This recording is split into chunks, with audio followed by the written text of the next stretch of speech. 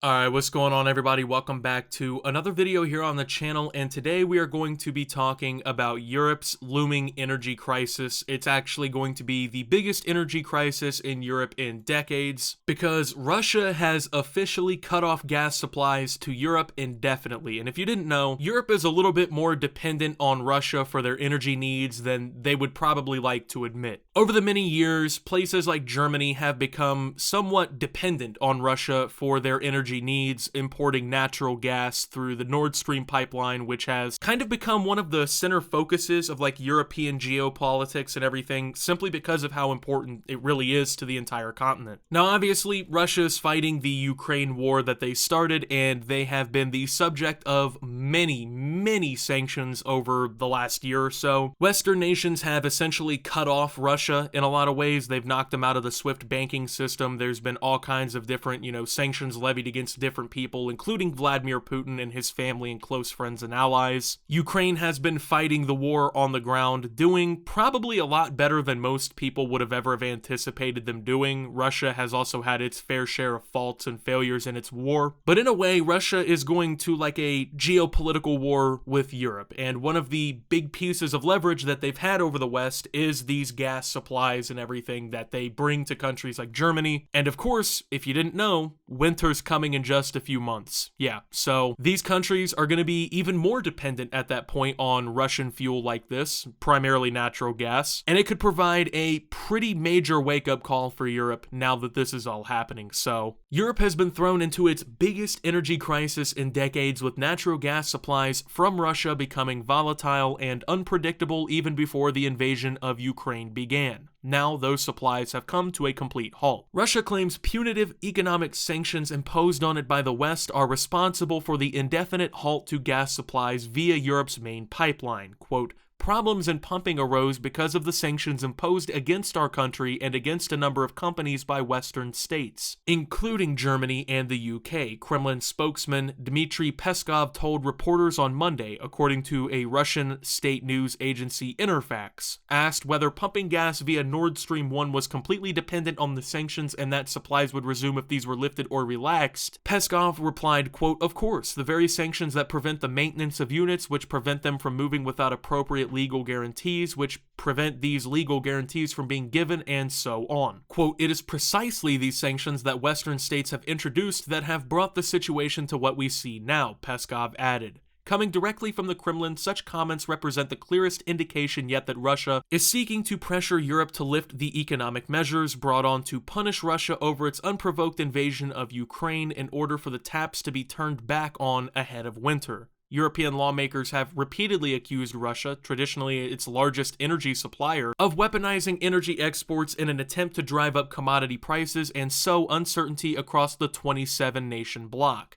Moscow denies using energy as a weapon. I mean, I feel like it's only really fair to just call it how we see it. You gotta call a spade a spade.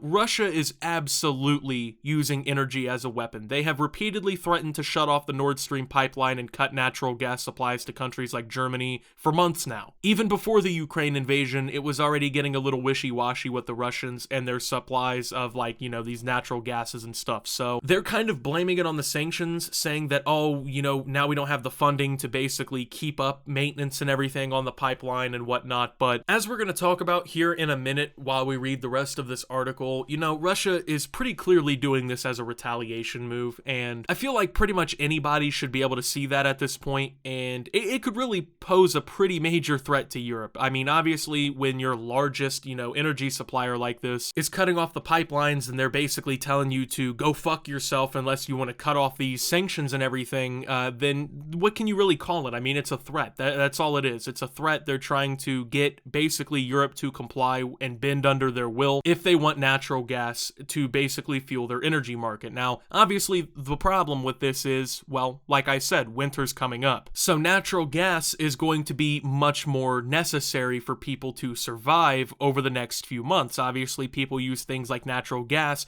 to heat their homes and whatnot in the cold winter. With this supply of natural gas being cut, it could provide a pretty significant problem to countries, especially Germany. I know I'm mentioning them a lot, but Germany is very hinged on Russian energy supplies. Like, a pretty good portion of their energy is coming from Russia. I mean, in fact, take a look at this graph. So according to data intelligence firm ICIS, when it comes to Germany's gas supply by the source, around 32% comes from pipelines from Russia, which accounts for about a third of all of Germany's energy, basically. Now, of course, this isn't the majority of their energy, and there is the possibility that they can pick up energy deals with countries like the United States and other world leaders and countries outside of Russia, but, I mean, as it stands, 32% coming from these pipelines, that's pretty significant, and that was in December 2021, so it wasn't really that long ago. And you also have to consider, now that the pipeline has been indefinitely closed, that's pretty much gone now. That's pretty much cut out of the equation. So now we're in a situation where essentially the Germans have to find a way to replace 32% of their gas supply that they had just a few months ago within literally the coming weeks. It's really just kind of a clusterfuck that can't really be done. I mean, maybe they'll be able to pull some strings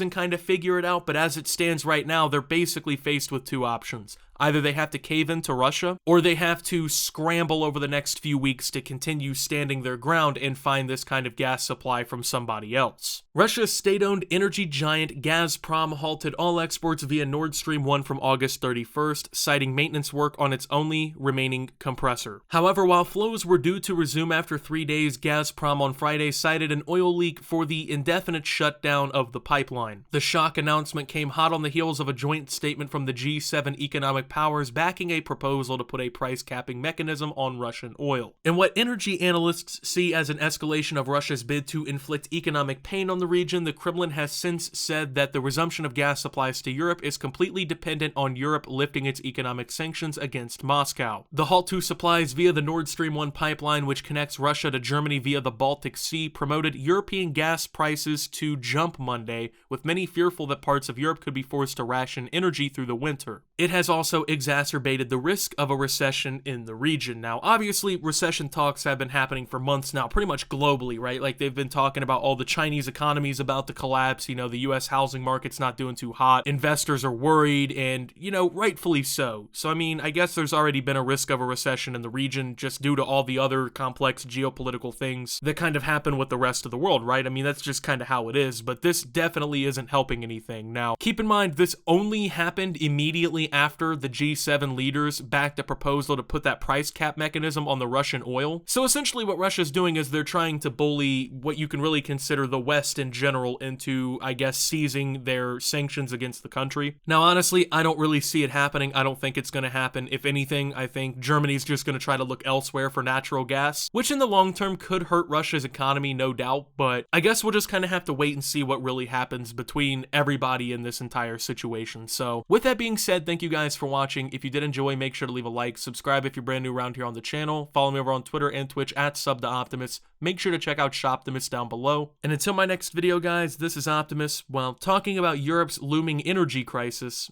and signing out.